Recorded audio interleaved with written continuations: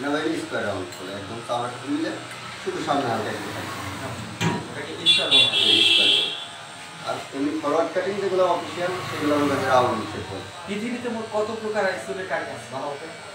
আমার অনুমত তো মনে যে 30-50 প্রকারের কাটিং আছে। 30-50? যে যেভাবে বর্তমানে তোমার যে যেভাবে কাটবে ওইভাবে স্টাইল। আমরা যে সমস্ত কিছু সেলিব্রিটি দেখি মানে স্টার কিছু ফুটবল খেলোয়াড় বা ক্রিকেট ওদের যে সমস্ত কাটিং গুলো করা হয় ওদের এক একজন এক একটা নাম দেয়। এটা হলো প্লেয়ার কন্টিনিউ। এটা হলো যে ওই প্লেয়ারটার নাম রোনাল্ডো। আচ্ছা। ওই রোনাল্ডো কাটিং। এই প্লেয়ারটার নাম নেইমার কাটিং। Neymar cutting. মানে এই প্লেয়ারের নাম অনুযায়ী কাটিং। এটা এমবাপ্পে কাটিং। এটা মনে করেন যে দিবালার কাটিং। এটা দেখা গেল যে মেরাডোনা যে যেটা কাটিং সেটা সেটা। আচ্ছা আচ্ছা। মানে স্টারের নাম অনুযায়ী স্টারের কোন নামের উপর ডিপেন্ড করে কাটিং। সাধারণত যে সব আমাদের ফরম্যাট যে কাটিংগুলো একটা হলো স্কয়ার একটা হলো রাউন্ড। এই দুইটা কাটিং হলো মানে ফরম্যাট কাটিং। মানে সবখানে এই নাম দিয়েছে কি?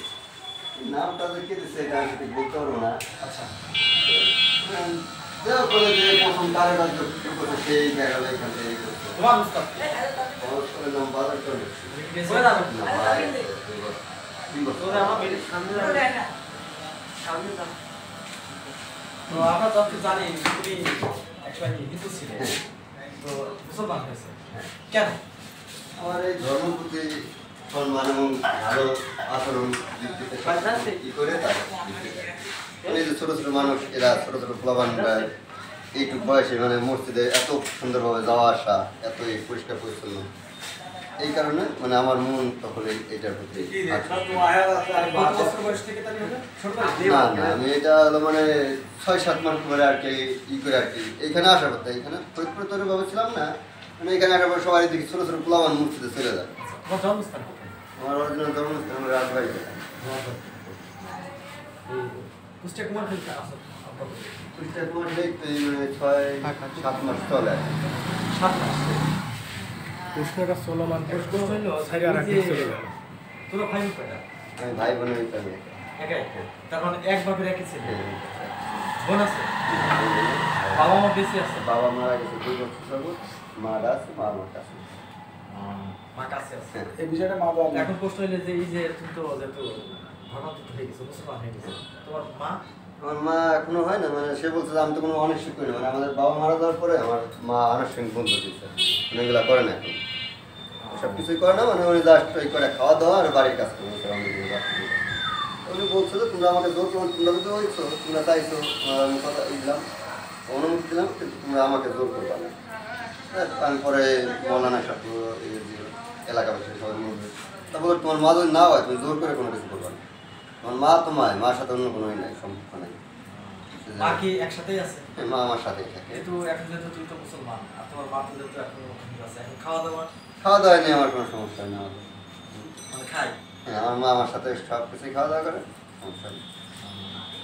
শুধুমাত্র ধর্মীয় দিক থেকে হ্যাঁ ধর্ম মানে উনি ধর্ম তো কিছু করে না মানে ধর্ম মানে খালি উনি করছেন যে মানে ওনার উনি আদে যে ওনার স্বামী এবং ওনার বাপ মা পাওয়া ওই সময় উনি তাড়াতাড়ি করছেন তারপর আশা করি আস্তে আস্তে যদি আল্লাহ পাক সহায় থাকে তাহলে মনটা যদি নরম করতে পারে তাহলে মনে করেন তার আজকে কতদিন পূর্বে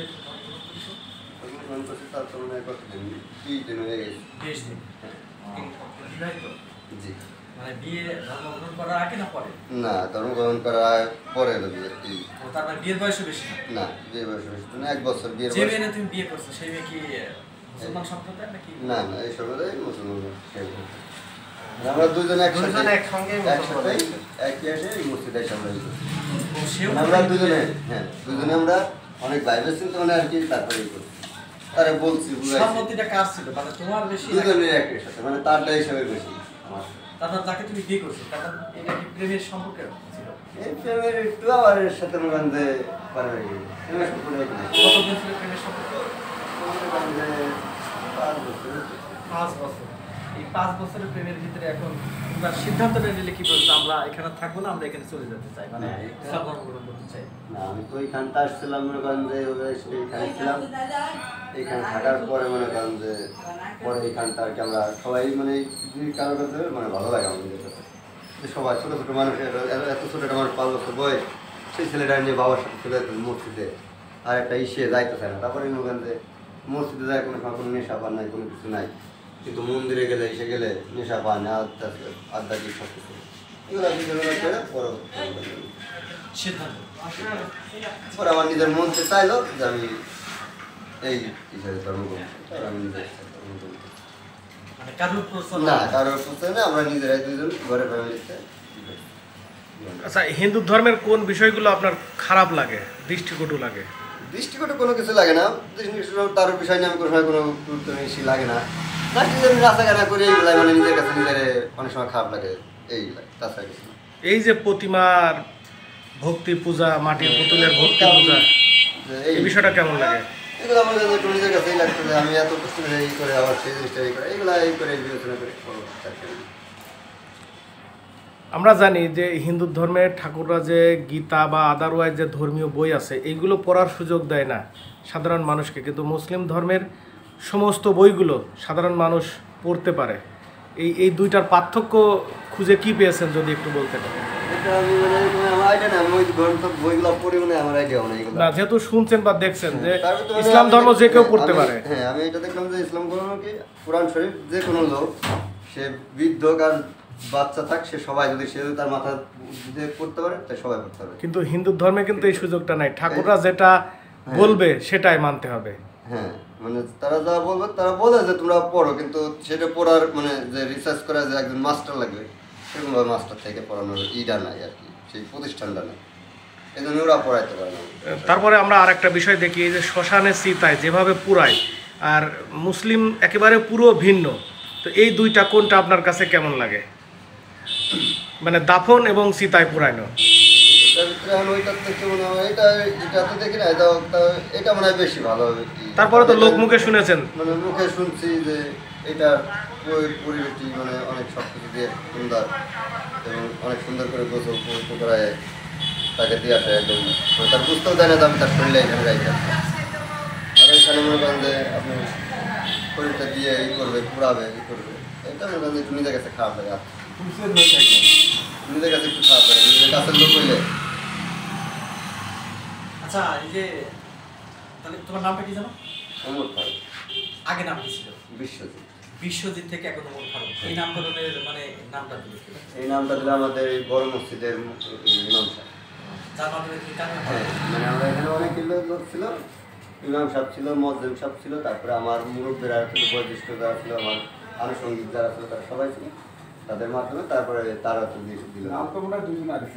হ্যাঁ, আমার বাড়ির নাম হচ্ছে ফাতেমা আর আমার নাম অমর খান। ফাতেমার কি নাম ছিল আগে? আগে নাম ছিল রুমি, নাম ছিল রুমা, কিন্তু আমি ডাকনাম ডাকতাম রুমি। ভালোবেসে নাম, হ্যাঁ, ভালোবাসার নাম রোমা। রুমার নাম কিন্তু আমি রুমি করে সে এখন হয়ে গেছে ফাতেমা। ফাতেমা। আচ্ছা, আমার কাছে একটা প্রশ্ন, যেহেতু আপনি ইসলাম ধর্ম গ্রহণ করেছেন, আপনার যারা খেলার সাথী বন্ধু বান্ধব ছিল তাদের উদ্দেশ্যে ইসলাম ধর্ম নিয়ে কোনো কিছু বলার আছে কিনা, মানে মেসেজ যে আমি এটা পেয়েছি আমি এরকম? কাউরে কিছু বলতে পারবো না, কারণ আমি এখনো এতটা কিছু একটা জানি না এইসব বিষয় নিয়ে। বিষয়টা তুমি বুঝতে পারলে না, এরা বলতে জিজ্ঞাসা তোমাকে কোনো মেসেজ দেয় না, কিন্তু না, এরা ওর মতো বলতে দিল। এরা আমার এরকম কোনো কিছু দেয় নাই, এবং তার সাথে আমার ওরকম যোগাযোগ নেই। আমার ফ্যামিলি এবং কি আমার কাকা কাকিরা ভাই বোনেদের কার সাথে আমার যোগাযোগ নেই, সব থেকে এখন আমি আলাদা হয়ে গেছি। মানে এই ইসলাম ধর্ম গ্রহণ করার পর তোমার আত্মীয় স্বজন, বংশের লোকজন, হ্যাঁ, তাদের কাছ থেকে মানে আমি আলাদা হয়ে গেছি। মানে ভালোবাসা পেয়েছো না, তারা তিরস্কার দিচ্ছে বা রাগারাগি বা? আমার সাথে তার কোনো যোগাযোগই নেই, মানে যার এই ফোন তার কার সাথে আমার যোগাযোগ নেই। মানে যোগাযোগটা কি মানে গ্রহণ করার পরে না আগে? আগে তো একটু কম ছিল, কিন্তু এখন আর কি পুরোটাই বেশি, মানে আমি কেউ আমার মানে যারা আমার আত্মীয় স্বজন আছে তারা আমার সাথে কেউ আমার যোগাযোগ করে না। কেউ যোগাযোগ করে না? তাতে কষ্ট লাগে না?